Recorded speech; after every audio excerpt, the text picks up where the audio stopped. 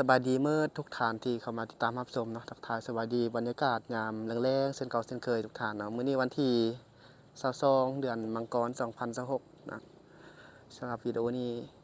ว่าจะพาทุกทานไปเลาะเที่ยวชมเบิงจุดเขาปล่อยเรือเนาะมื้อนี้เฉพาะแขกของข้าพเจ้าเองเนาะก็บริษัทไปรับเอาแล้วก็มีประมาณ 6-7 คนนี่แหละทุกท่านเนาะคาดว่าแขกน่าจะหลายมื้อนี้เนาะผู้คนไปขี่เรือคายักน่าจะหลายเดี๋ยวจะพาทุกท่านไปเบิ่งว่าจุดปล่อย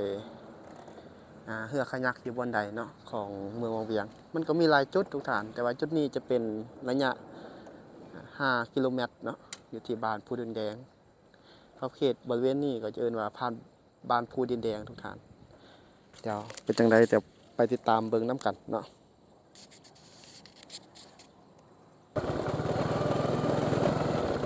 อันนี้เป็นโฮมเข้ามาทุกท่านเนาะเราก็จะออกไปเส้นทางใหญ่เลยเลขที่13เนื้อ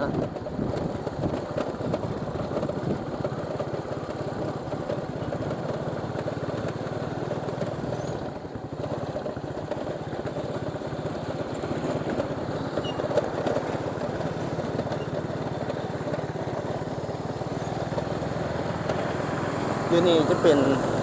สำนักสำนักงานปกครองเมืองวังเวียงเนาะอยู่จุดนี้เลย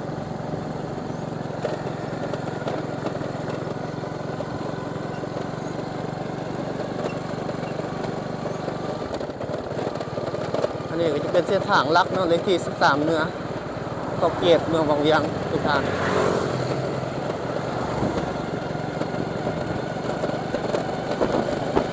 บรรยากาศยามแล้งนี่ผู้คนเข้ามาขี่เรือคายักหลายขนาดเลยทุกท่านเนาะมาหลายทุกมื้อเลยมื้อนี้น่าจะเต็มเลยบริษัทที่บรรทุกเอาแขกไปส่งตลอดหันเต็มเลยเนาะมื้อนี้ก็ถือว่ายังค้างแขกอีก 3-4 คนนี่แหละทุกท่าน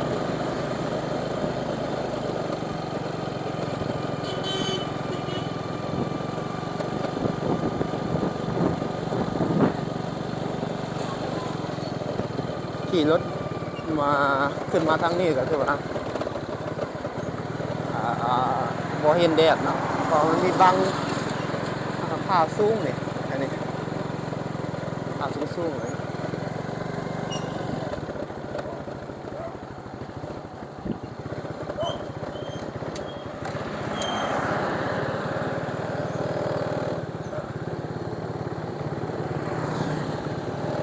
เราจะเข้าอยู่จุดนี้ทุกท่านเข้าอันนี้ก็ระยะประมาณ5 กิโลเมตรเนาะก็เป็นจุดปล่อยเรือคายักทางเข้ามาก็จะประมาณนี้แหละอันนี้จะเป็นศูนย์ยังหูน่าจะเป็นศูนย์ของเด็กน้อยอย่างเลยทุกท่าน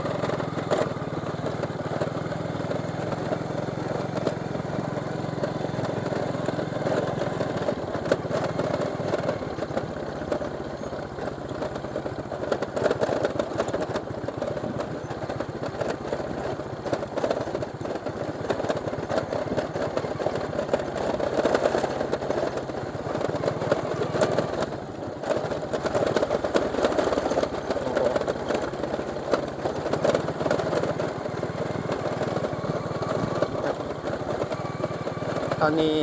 ก็ประมาณ4 โมงป่ายแล้วเนาะ4 โมงป่ายเนี่ยก็จะถือว่าเป็นหอบสุดท้ายเลยท่านพระเจ้ามักมาลงเรือเป็นหอบสุดท้ายแล้วตัวนี้ก็จะเป็นระยะ5 กิโลเมตรเนาะมันจะไกล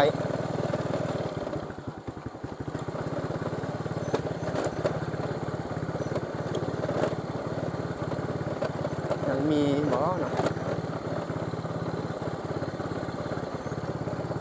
ไปจอดรถไว้นี่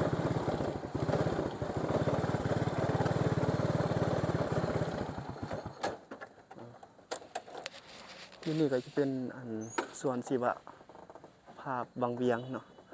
นักท่องเที่ยวมักมานั่งกินอาหารอีกอย่างต่างๆกาแฟอย่างต่างๆอยู่ที่นี่เลยเนาะ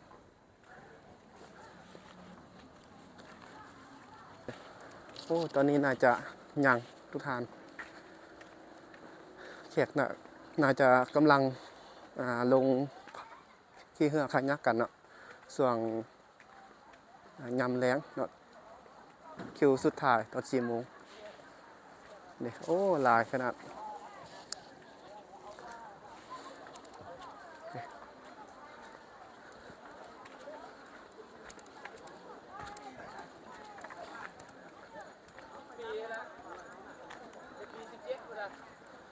โอ้มีทุกมื้อเลยทุกท่านเลยนี่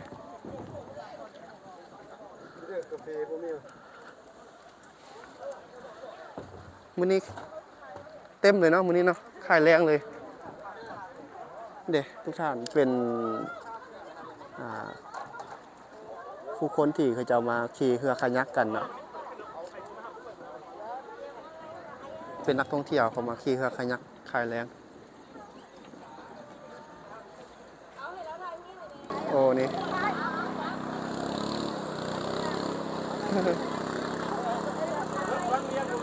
จะเป็นคายแล้งเนาะทุกท่านเขามาลายทุกมื้อเลยอันนี้จะเป็นรถรับส่งเนาะของบริษัทก็มีลายบริษัทอันนี้บริษัทมีนาเนาะท่องเที่ยวเองต่างๆนี่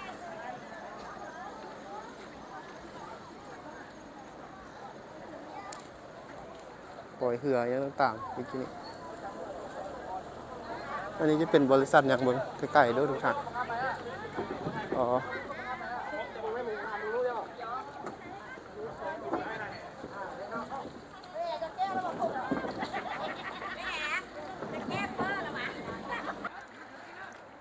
เพื่อเป็นสถานที่จุดปล่อยเหือหลายๆบริษัทเขามักมาลงอยู่จุดนี้ทุกท่านถือว่าเป็นระยะประมาณ5 กิโลเมตรนะจากจุดนี้ลงไปคุณถึงทำลมหน่อยนึงนะทำลมมันก็อยู่กองจากจุดนี้ลงไปหน่อยนึงเราจะเห็นเนี่ยจะเป็นทางเข้ามาก็สามารถเอารถลงมาจนหอดจุดนี้เลยบริเวณที่นี้ก็ลายคลิปแล้วที่มาเก็บภาพบรรยากาศอยู่จุดนี้ให้ทุกท่านเฮาเบิ่งมื้อนี้ก็ถือว่ามาอัปเดตมาพาทุกท่านมาเบิ่งนะมื้อนี้ว่านักท่องเที่ยวมื้อนี้มือวันพฤหัสทุกท่านว่านักท่องเที่ยวเขามาขี่เรือคายักขายแรงเนาะเข้ามาแต่ตอน2 โมง 3 โมง 4 โมงเนาะขณะมาตอนเช้านี่ก็เริ่มประมาณ8 โมงขึ้นไปนี่เริ่มมีแล้วนักท่องเที่ยวเขามาขี่นะส่วนใหญ่จะเป็นนักท่องเที่ยวที่มาจากประเทศจีนเนาะแล้วก็ทางยุโรปเกาหลีอีกอย่างต่างๆเนาะทางฝรั่งหลายประเทศเขามาขี่สถานที่แห่งนี้จะเป็นจุดปล่อยเรือที่ผู้คนมักมาขี่หลายทุกท่านมาลองเรือจุดนี้หลายเนาะก็มีทั้งคนลาวเน่แล้วก็คนต่างประเทศนะโดยเฉพาะแม่นคนลาวเนาะมักมาลงอยู่ที่จุดนี้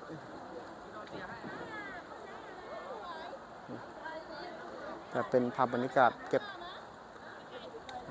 มาฝากมาต่อในทุกท่านเฮาเบิ่งเนาะมีบริษัทหนึงที่เขาเองก็เพื่อเป็นไกด์นำพาเที่ยวอีก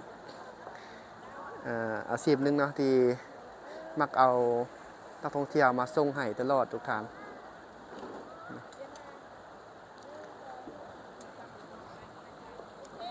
ราคาก็ถือว่า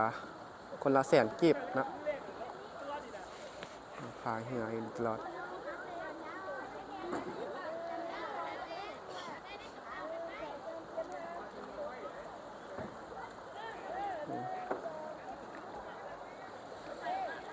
บริเวณแถวนี้จะมีก็เฮ็ดสวนเฮ็ดให้อยู่ฝากนั่นเด้ฝากแม่น้ำสองนั้นมีทงนาเขาแถวนี้มันเป็นป่าไม้ธรรมชาตินี่ยังเป็นต้นไม้ใหญ่เนาะแถวนี้จะเป็นท่านี้จะเป็นบ้านของคนม้งเนาะติดกับหมู่บ้านคนม้ง ไกลๆแถวบ้านภูดินแดงเนาะมีทางบ้านคนมงคนลาวปนกันนะทางนี้แต่ว่าคนมงจะเป็นบ้านใหญ่นี่อันนี้จะเป็นคนมงที่เขาจะไปเฮ็ดเวียกหากนมาเด้นี่ไปให้ไปสวนหมาเนาะโอ้มากับหลานน้อยต้องได้ข้ามน้ำเนาะมันบ่มีครัวแถวนี้ได้ข้ามไปฝั่งนั้น